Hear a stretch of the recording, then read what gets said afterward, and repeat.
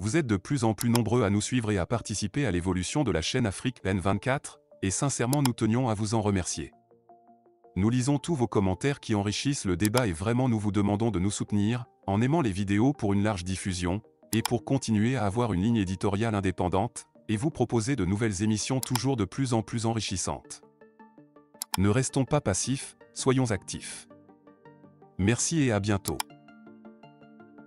À Niamey, le président Ibrahim Traoré dénonce les « esclaves de salon ».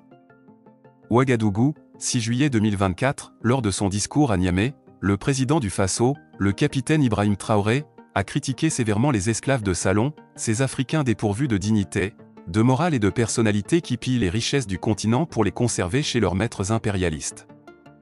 Le président du Faso a profité de sa présence au Niger, lors du premier sommet de la Confédération de l'Alliance des États du Sahel, pour revenir sur le comportement de certains Africains qui, selon lui, entravent le développement du continent depuis les pseudo-indépendances des années 1960.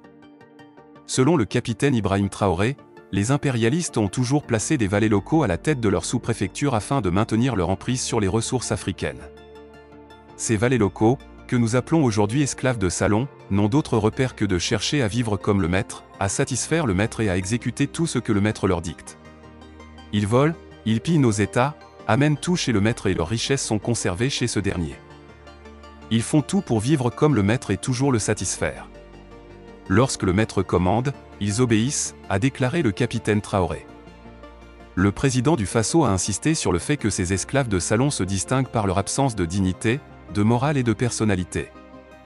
Mais le maître esclave a toujours su identifier ces individus. Ils sont toujours prêts à trahir leurs frères pour satisfaire le maître. Ils nous ont trahis depuis les indépendances et d'autres continuent jusqu'à aujourd'hui à nous trahir au profit de leur maître. Ces individus persistent, contre vent et marée, à aider le maître à piller l'Afrique, a conclu le président Ibrahim Traoré. Écoutons comment Ibrahim Traoré tacle Alassane Ouattara et Macron.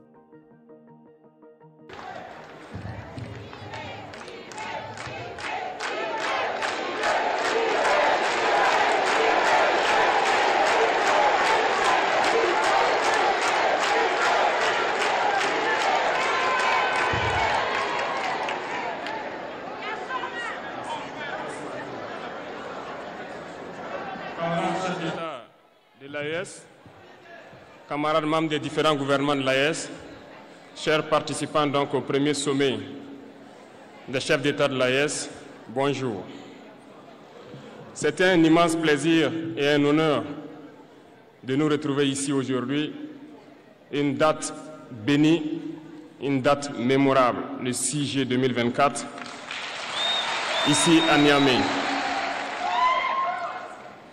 Avant tout propos, rendons grâce à Dieu qui a permis donc que ce jour soit. Nous lui disons merci pour tout ce qu'il a pu faire pour nous jusqu'à aujourd'hui et tout ce qu'il fera pour le peuple de l'AES. Permettez-moi également de rendre hommage au peuple nigérien.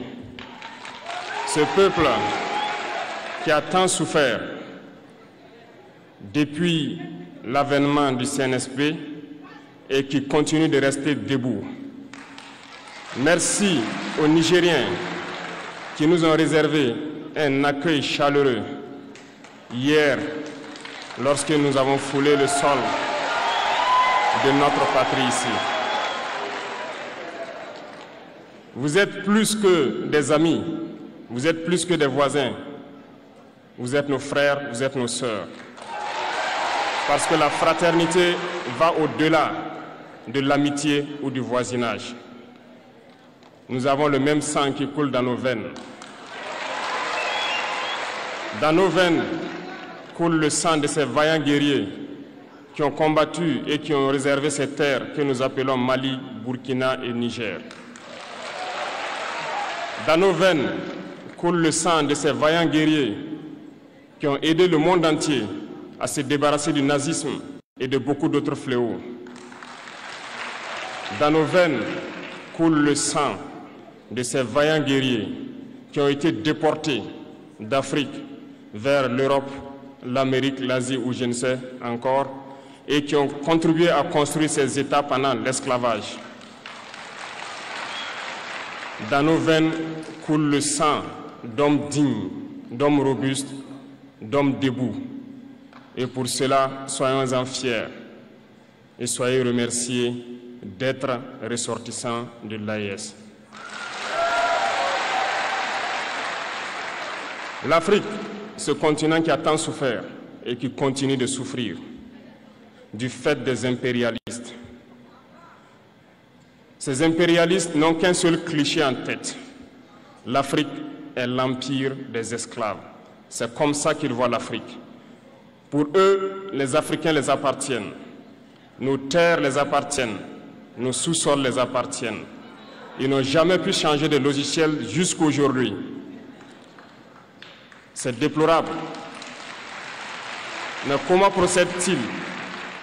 C'est malheureusement depuis donc ces années 60 où ces simulacres d'indépendance ont été donnés à l'Afrique. Ils n'ont juste fait que placer des valets locaux à la tête, selon eux, de leur sous-préfecture pour pouvoir continuer à les alimenter. Ces valets locaux que nous allons qualifier aujourd'hui d'esclaves de salon n'ont d'autre repère que de chercher à vivre comme le maître, à satisfaire le maître et à faire tout ce que le maître lui dicte. Ils volent, ils pillent nos États, amènent tout chez le maître et leur richesse est conservée chez le maître. Ils font tout pour vivre comme le maître et toujours le satisfaire. Lorsque le maître commande, ils exécutent. Savez-vous qui sont ces esclaves de salon? Eh bien, nous allons vous expliquer ce que c'est. Ce sont des individus qui n'ont aucune dignité, qui n'ont aucune morale, qui n'ont aucune personnalité. Mais le maître esclave a toujours su identifier ces individus. Ils sont toujours prêts à trahir leurs frères pour satisfaire le maître. Ils nous ont trahis depuis l'indépendance et d'autres continuent jusqu'à aujourd'hui à nous trahir au profit de leur maître. Ces individus continuent toujours, contre vents et marées, à piller l'Afrique, à aider le maître à piller l'Afrique. Ils se plaisent à le dire chaque année dans leurs sondages économiques. Le Burkina est le pays le plus pauvre, le Mali est le pays le plus pauvre, le Niger est le pays le plus pauvre. Nous sommes classés parmi les derniers. Très bien, si nous sommes aussi pauvres qu'ils le disent, mais quand est venu le moment de prendre nos responsabilités, nous avons demandé à ces maîtres de quitter les lieux. Pourquoi ne veulent-ils pas partir? Lorsque nous prenons le cas du Niger, depuis plus de 40 ans, certains pays exploitent l'uranium pour produire de l'énergie chez eux. D'Ottawa jusqu'à Paris, les rues sont illuminées, c'est la lumière. Mais au Niger, c'est l'obscurité qui nous est servie.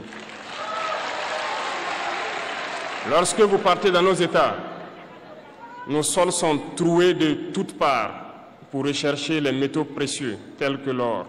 Mais souvent, il n'y a même pas la moindre route accessible pour atteindre les zones où ils exploitent l'or, encore moins certains services sociaux de base.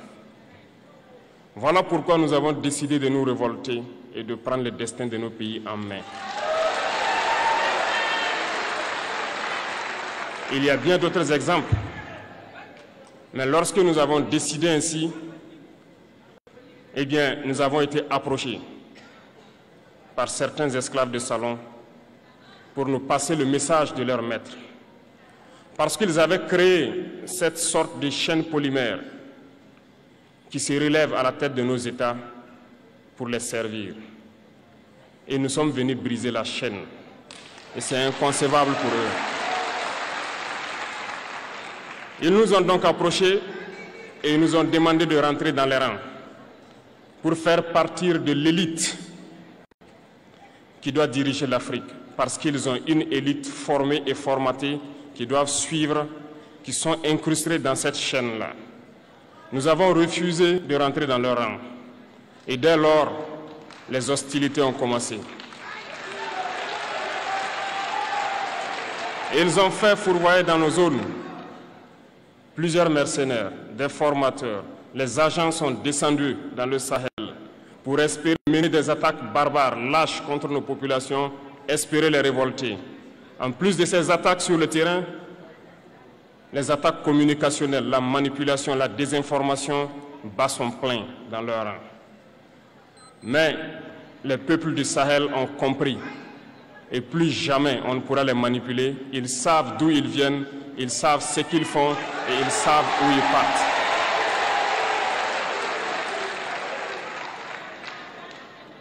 Nous n'allons plus permettre cela.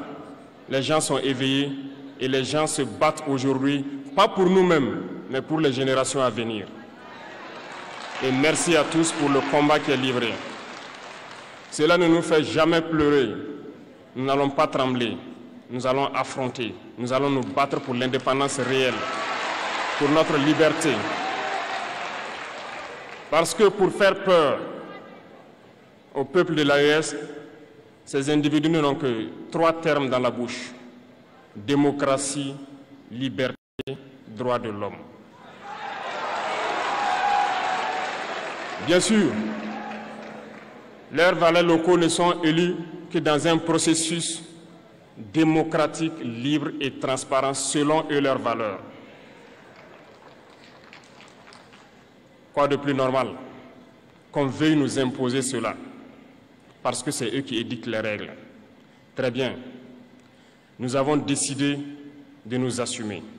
Voilà pourquoi un 26 juillet 2023, lorsque le Niger a décidé de tourner la page, les esclaves de Salon et leurs maîtres sont montés sur les grands chevaux. Ils ont mis leurs valets locaux en avant et ont décidé de mener une guerre contre le peuple nigérien. Nous avons donc dit, quiconque osera s'en prendre au Niger nous aura en face, parce que nous mènerons une guerre sans merci jusqu'à la dernière goutte de sang pour quiconque osera s'attaquer à nos États. Cette parole, cette décision que nous avons eue hier est d'actualité aujourd'hui et sera d'actualité demain et pour toujours. Ainsi naquit l'AES le 16 septembre 2023 dans une architecture de défense mutuelle. Mais nous avons jugé nécessaire de prolonger et d'agrandir donc l'architecture de l'AES. Ce qui nous rassemble aujourd'hui doit nous permettre d'aller sur d'autres terrains en plus de la défense, notamment les finances et l'économie, les infrastructures, la santé, l'éducation, bref, j'en passe. Je souhaite donc que ces moments soient pour nous une histoire que nous allons écrire pour l'AES, mais surtout pour l'Afrique et pour le monde entier. Que Dieu illumine tout un chacun de nous. Que Dieu nous inspire dans ces tâches qui nous sont confiées. Et surtout, que lorsque nous faisons tous nos travaux, que nous ayons en tête une seule chose, l'intérêt suprême de nos populations. Sur ce, nous prions encore une fois de plus, bon Dieu, qu'il nous accompagne tous dans nos différentes tâches, qu'il protège nos combattants, qui, grâce à eux, nous permettent d'être assis ici et d'échanger autour de l'avenir de nos États. Soyez donc remerciés une fois de plus, peuple nigérien. Soyez unis et solidaires, peuple de l'AES, la patrie ou la mort.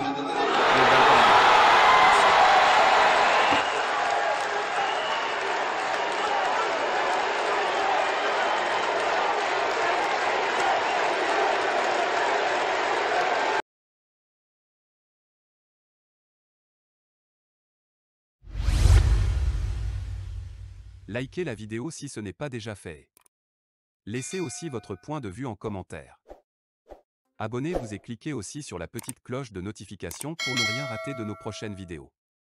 N'oubliez pas de partager aussi la vidéo et de la liker.